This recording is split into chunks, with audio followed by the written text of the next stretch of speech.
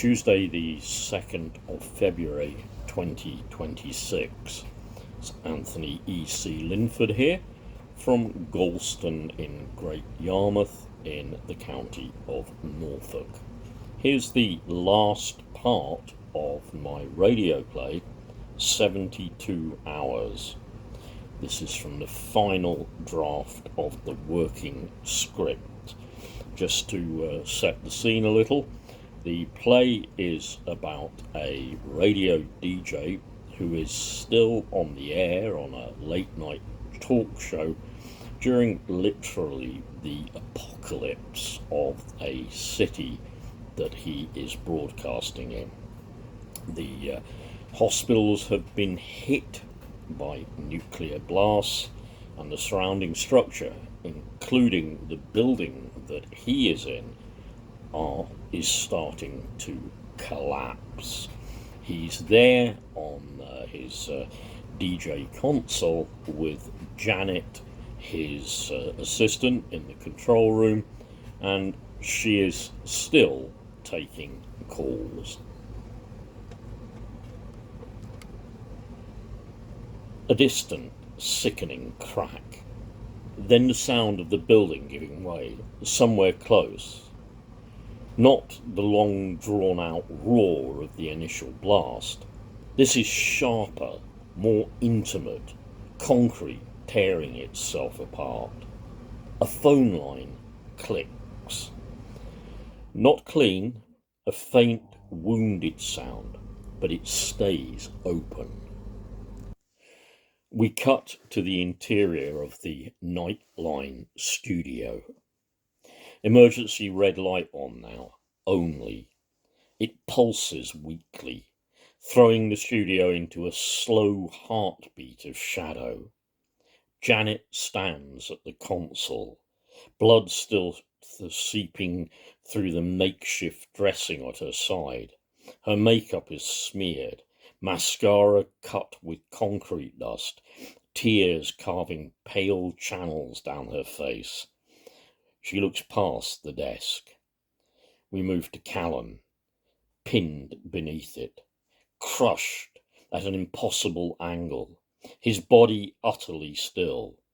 Janet doesn't move toward him. She can't. Instead, her eyes flick to the one screen still alive. A dull glow casts long warped shadows over sliders, buttons, and dead meters. The phone line flashes. An incoming signal. Somehow, impossibly. Janet swallows. Breath shakes. Training kicks in. Brittle but present. She presses the emergency red pickup. Janet. Steady.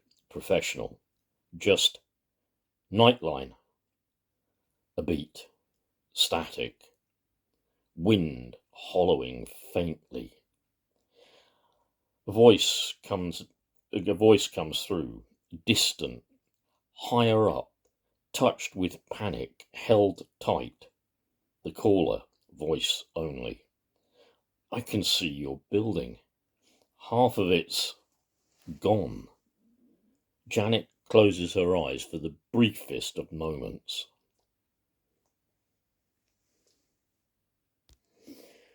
When she opens them, they're fixed, looking forwards. On-air posture, on-air voice. Janet, I'm here. You're through. Tell me where you are. She glances once, finally, at Callum's body. Then back to the console, fingers hovering over the controls, no matter what. Janet, you're not alone now. We move to the epilogue. The line crackles again, clearer now, older. A woman who has been waiting her whole life for this one moment. Woman is called Vicky. My name's Vicky. Janet straightens instinctively, wiping her cheek with the back of her hand, smears more dust. Hello, Vicky. Vicky answers, I'm in the tower block opposite you, halfway up. I've got a direct line of sight to your big neon sign. Janet's eyes lift. Not the sign itself, but where it should be. Vicky again. The floors below have pancaked, just folded in on themselves. The whole front facade is gone. A breath. Vicky. It's like looking into a doll's house with the gable end missing. Janet absorbs this without reacting. She knows, but hearing it said, calmly, precisely, lands differently. Janet again. You sound very steady. Vicky, voice only. I was brought up on a military base. 1958. Cold War baby. A faint, wry smile touches Janet's mouth. Vicky continues. I read Protect and Survive when I was a teenager. Watched Threads when everyone else said you shouldn't. Then I knew the women at Green and Common. Marched with them, camped in the mud, sang through the fences. Janet closes her eyes, lets her voice do the work. Vicky, voice only. So when this started, I didn't freeze. I made tea, filled the bath, got my radio. We take a beat. Vicky, I'm so sorry about your colleague. Janet's breath catches just once. His name was Callum. I know. Janet again looks at Callum's body. The desk that killed him is still protecting the microphone. Janet says again, he loved his job. Vicky, no, he loved you doing it. That lands harder than the collapse ever did. You don't know that. Vicky, voice only.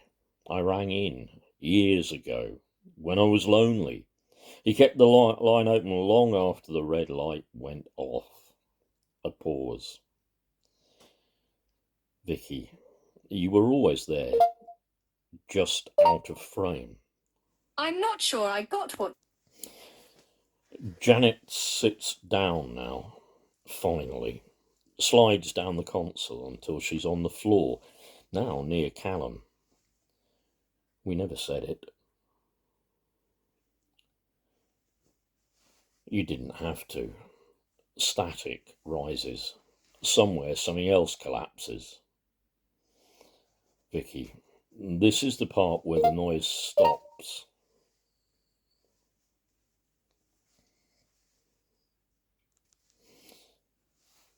It was continuing to be temporary.